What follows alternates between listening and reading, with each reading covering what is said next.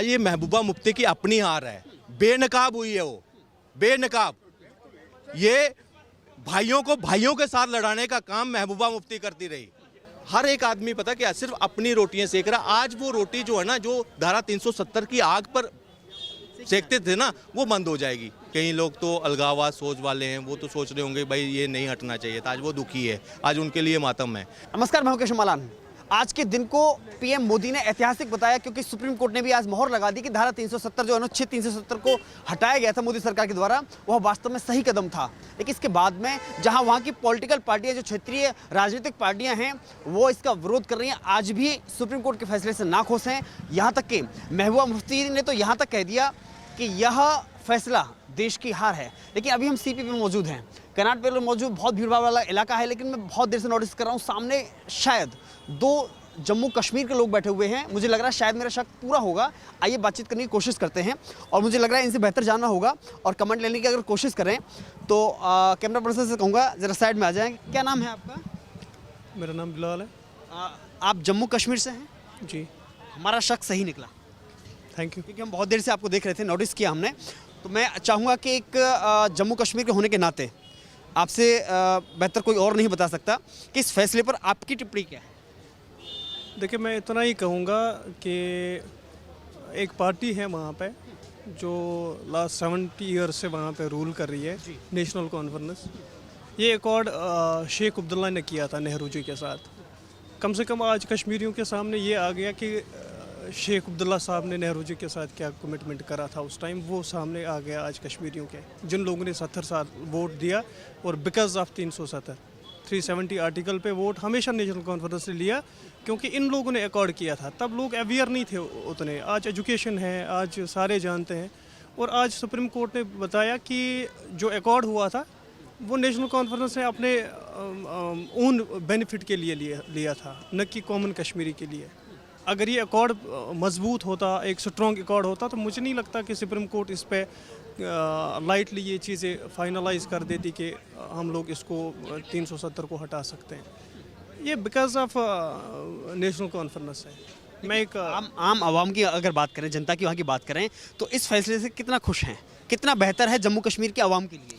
देखिए, मैं इतना कहूँगा कि अगर जम्मू कश्मीर में डेवलपमेंट होती है तो कॉमन पीपल जो वहाँ का है वो खुशी रहेगा। फ़िलहाल हमने 2019 से आज तक कोई डेवलपमेंट नहीं देखी। हाँ, चूँकि मैं अभी सुन रहा था, कोई ब्रदर यहाँ बात कर रहे थे नेशनल हाईवे की, वो तो नितिन गडकरी जी ने एक मिशन उठाया है पूरे देश में, हमारे पूरे इंडिया में प्रोजेक्ट्स चल रहे हैं, वो कश्मीर के लिए भी जा रहा है, उसमें कोई बड़ी बात नहीं है। लेकिन अगर आप देखेंगे 2019 से वहाँ पे कोई ऐसा इंडस्ट्रियल पार्ट आप देख लीजिए जहाँ पे हमारे 100 या 200 वहाँ का वेल एजुकेटेड यूथ एकोमोडेट हुआ होगा, वो नहीं हुआ है आज तक। और आप देख लीजिए, मैं आपको एक चीज़ ऑनेस्टली बोल रहा हूँ, 2019 से जो भी एग्ज़ाम्स हुए उनमें स्कैम्स हुए।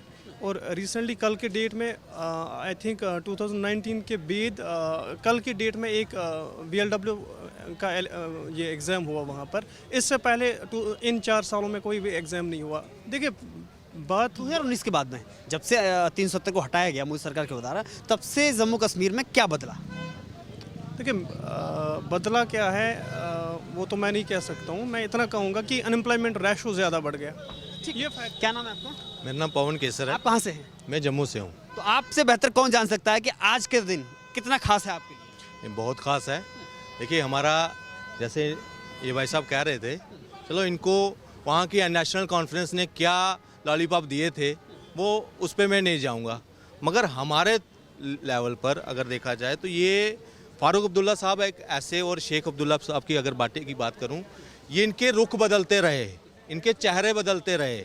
इनके चेहरे बनिहाल से जब ये क्रॉस करते थे इस तरफ तो मुंह में राम राम भी आ जाता था, मगर जब पीछे जाते थे ना अपने लोगों पे, फिर वो जस्टिफिकेशन देते थे कि मैंने राम क्यों बोला है। एक देश में 2 झंडे, 2 निशान, 2 विधान, 2 प्रधान नहीं चलेंगे। और ये हमारे उस वक्त जो पंडित प्रेमनाथ डोगरा जी थे, उन्होंने ये कहा था, और उनको पूर्ण समर्थन जो है वहाँ के जो हमारे मुखर्जी थे उन्होंने दिया था ये। और शायद उनकी जान भी कश्मीर के मुद्दे पर ही जेल में गई थी। तो ये तब का मुद्दा है भारतीय जनता पार्टी का। और आज जब ये पीछे 2019 में 5 अगस्त को जब ये हटाया गया, मैं कहता हूँ ये दशकों पहले जो काम नेहरू जी को उस वक्त कर देना चाहिए था, आज वो उनका काम नरेंद्र मोदी ने कर कर दिखाया है। तो आज जो डेवलपमेंट की बात अगर मैं कहूँगा कि आप पूछेंगे कि इसके बाद फ़ायदा क्या है या कुछ ऐसा, तो ये फ़ायदा उनको दिखेगा जिनको पहले उस टाइम पर इनकी सरकारों में ऐसे मतलब कहते हैं ना वो गिन गिन कर कुछ चीज़ें देनी, बाकी अपनी तरफ रखना। आपने एम्स का आंदोलन अगर सुना होगा, आपने अमरनाथ जन्म भूमि का अगर आंदोलन सुना होगा, वो राजनीतिक क्यों एक समुदाय को बाहर आना पड़ा, क्यों हिंदू लोगों को अमरनाथ, वो तो किसी ने उठानी नहीं थी, मगर उस पर राजनीति हुई सिर्फ और सिर्फ क्या, एक समाज को दिखाने के लिए।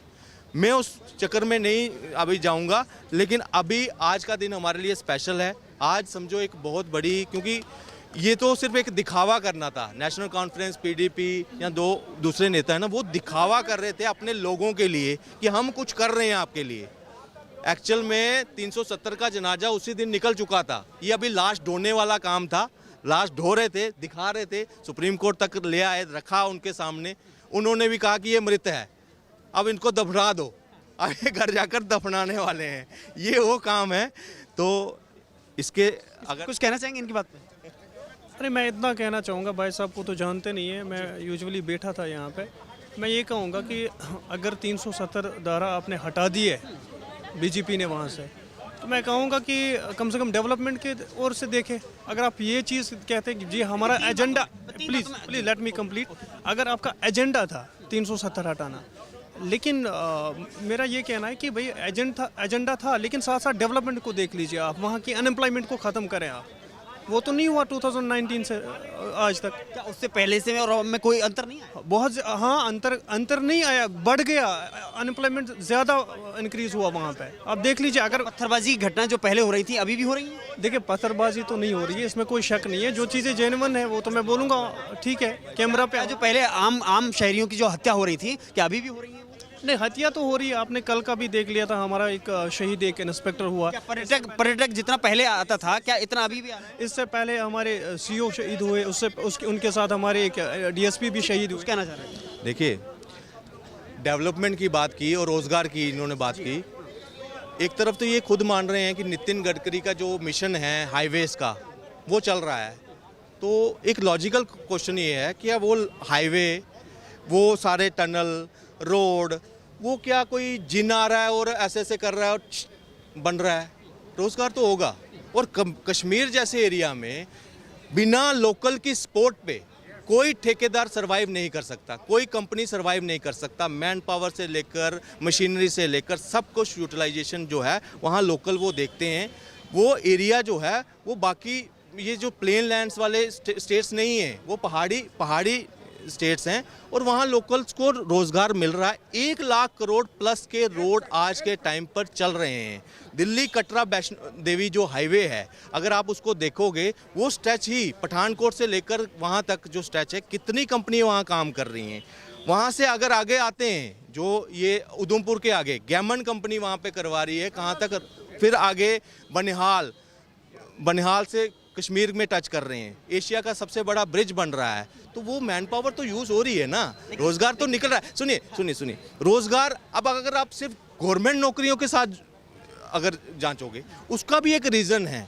आप 19 में आपका अगस्त को आपका ये होता है और कितनी देर आपका पूरा राज्य कितनी देर बंद रहा? लगभग 7-8 महीने बंद रहा, टोटल पूरा रहा, कोई रिक्रूटमेंट नहीं, कोई उस टाइम पे। उसके बाद कोविड आ गया 2020 में। कोविड आने के बाद 2 साल वो रिक्रूटमेंट नहीं हो पाई। जब वो एग्ज़ाम्स की डेट आई, वहाँ पेपर लीक हुआ, वहाँ एडमिनिस्ट्रेशन की कमी थी, वहाँ कमी थी। वो गैप जो है ना 3-4 साल का, वो आज बेरोज़गारी वहाँ पे दिख रही है। लेकिन आप कहेंगे रोज़गार नहीं है। टूरिज़्म, हमारा जो राज्य है वो टूरिज़्म के ऊपर ज़्यादा निर्भर है। मगर मैं इनको भाई साहब को याद दिलाऊं, पिछले साल 2.25 करोड़ का टूरिस्ट का आंकड़ा था जिन्होंने जम्मू कश्मीर में विजिट किया है। 2.25 करोड़। अगर वो 100 रुपया मिनिमम अगर लिखा, अगर वो भी वहाँ पे अगर खर्च कर रहे हैं, तो आप समझ उसको मल्टीप्लाई कर दीजिए कितने करोड़ का बिजनेस वहाँ पे हुआ होगा। सिर्फ 100। तो ये तो बेईमानी चीज़ है ना। अब अगर बात करें सिर्फ ये पॉलिटिकल तंज कसना हो वो अलग चीज़ है। बताइए ना, महबूबा मुफ्ती अगर ये कहती हैं ये देश की हार है, देश की जनता की हार है। आज ये महबूबा मुफ्ती की अपनी हार है, बेनकाब हुई है वो, बेनकाब। ये भाइयों को भाइयों के साथ लड़ाने का काम महबूबा मुफ्ती करती रही। इन्होंने, अब्दुल्ला परिवार ने तो किया ही होगा, मगर इन्होंने किया सबसे ज़्यादा। सिर्फ एक नाक ऐसे ऊपर करके रखनी कि हाँ भाई मेरा कश्मीर, मेरा कश्मीर, यही लोग कश्मीर के लिए ही आता था। भाई जम्मू भी तो हिस्सा था, वो भी तो टैक्स देते हैं, वो भी तो सब कुछ करते थे, उनकी डेवलपमेंट के लिए तो बात नहीं होती। आज हर एक आदमी पता क्या सिर्फ अपनी रोटियां सेक रहा। आज वो रोटी जो है ना, जो धारा 370 की आग पर सेकते थे ना, वो बंद हो जाएगी। कुछ लोगों की टोटली बंद होगी वो। अब नए सिरे से विकास की राजनीति होगी। इन्होंने अपनी पावर्स को नीचे पंचायत लेवल तक जाने की मतलब सोच ही नहीं थी। डीडीसी के चुनाव फर्स्ट टाइम हुए, बीडीसी के चुनाव फर्स्ट टाइम हुए, जब लोकल लीडरशिप वहाँ पे ग्रो हो रही थी, ये होने ही नहीं देना चाहते थे। आज वो चीज़ें सामने आ रही हैं, आज सामने आ रही है, डेवलपमेंट जो है गांव-गांव तक पहुंच रही है। एक जवाब इनका ले लेता हूं, जो आज महबूबा मुफ्ती ने कहा है कि देश की जनता की हार है, आप भी ऐसा मानते हैं? देखिए सुप्रीम कोर्ट का आदेश। देखिए पहले मैं आपको क्लियर करूं एक बात। इन्होंने अभी सर ने कहा कि वहाँ पे जो रिक्रूटमेंट पे चीज़ें हुई, वहाँ पे कोविड हुआ, वहाँ 6 महीने बंद रहा, लेकिन इनको शायद नॉलेज में नहीं होगा। मैं इनके नॉलेज में लाना चाहूँगा, भाई साहब के नॉलेज में। वहाँ पे रिक्रूटमेंट एडवर्टाइजमेंट नोट्स निकली और एग्ज़ाम भी कंडक्ट कराए, लेकिन उनमें स्कैम्स हुए। सबसे ज़्यादा स्कैम्स वहाँ पर इन 4 सालों में हुए। इतने स्कैम्स इससे पहले नहीं हुए। और चला कौन रहे? वहाँ के हमारे ऑनरेबल एलजी साहब, ठीक है। यहाँ दिल्ली में हमारी भाजपा गवर्नमेंट है, देखना तो इनको है। और स्कैम्स क्यों हुए वो तो ये जवाब देंगे। सबसे ज़्यादा अनएम्प्लॉयमेंट रेशो जब बढ़ा तो वो इन 5 सालों में बढ़ा, इससे पहले नहीं बढ़ा था। सुप्रीम कोर्ट का आदेश, जनता की हार मान ली। प्लीज़ मेरी बात सुनिए सर, पहले मैं जवाब तो दूं इस बात का। मैं भाई साहब के नॉलेज में लाना चाहूँगा, और मे भी ये अपनी पार्टी के नॉलेज में लाए कि वहाँ पे स्कैम्स आपकी पार्टी के, जब आप रूलिंग में दिल्ली में बैठे थे तब ज़्यादा स्कैम्स हुए। मैं चाहता हूँ कि वहाँ पे डेवलपमेंट हो जाए। अगर आपने 370 हटाया वहाँ से, आप कुछ नया करके दिखाएं। आप वहाँ पे डेवलपमेंट करके दिखाएं, आप वहाँ का अनएम्प्लॉयमेंट रेशो ख़त्म करके दिखाएं, ठीक है। हम उस चीज़ देखिए, आपने आ जाकर वही गवर्नमेंट वही है ना। मैंने आपको स्कैम्स वहाँ पे पेपर लीक हुए, उसके ऊपर कार्रवाई हुई, ठीक है। वहाँ पे बोर्ड बदल दिया गया, नया जो एग्ज़ाम कंडक्ट करते हैं वो उन्होंने हायर किया है, उस पर भी प्रोटेस्ट हो रहा है। देखिए, यहाँ कहते हैं कि हमारी वहाँ एलजी है, इस वक्त सरकार नहीं है किसी की। एलजी कर रहे हैं, सेंटर से है, ठीक है, जिम्मेदारी बनती है हमारी। मगर जब तक वहाँ की लीडरशिप जो है प्रॉपर वो नहीं, वहाँ पे इलेक्टेड मेंबर नहीं आएंगे, तब तक ये कमी रहे। क्योंकि ब्यूरोक्रेसी का इस वक्त बोलबाला है वहाँ पे। जो उनको मनोज सिन्हा को जो ब्यूरोक्रेसी दिखा रही है, उस हिसाब से वो डिसीजन ले रहे हैं। कुछ फेवरेबल है, कुछ नॉन फेवरेबल हैं, चल रहा है वहाँ पे। जब तक प्रॉपर, हम भी कह रहे हैं कि इलेक्शन होंगे, हम भी वेट कर रहे हैं उस चीज़ का। आपको मैंने रोज़गार का जब मैंने बोलता हूँ, रोज़गार क्या है, रोज़गार पे आप चाहे लोन्स पे आ जाते हैं, मुद्रा योजना के स्टार्टअप्स के तहत कई ऐसे, आप वहाँ पे जब आंकड़े देखते हैं तो वो भी तो हमारे बीच में से ही युवा ले रहे हैं वहाँ पे। लेकिन सुप्रीम कोर्ट के इस फैसले के बाद में उमर अब्दुल्ला का बयान आता है, डेमोक्रेसी की ऐसी तैसी, और यहाँ तक उन्होंने कहा कि संघर्ष जारी रहे। उन्होंने पूरा प्रॉपर कहा कि पता नहीं हारे नहीं हैं, ये चला रहेगा। वो देखिए, वो राजनीतिक लोग हैं, वो अब उनको एक, मैंने आपको फिर बोला, अब इस वक्त राजनीति जो पहले वाली राजनीति जम्मू कश्मीर की होती थी ना, वो अब सभी, ये मुफ्ती परिवार है, अब्दुल्ला परिवार है, इनको छोड़नी पड़ेगी।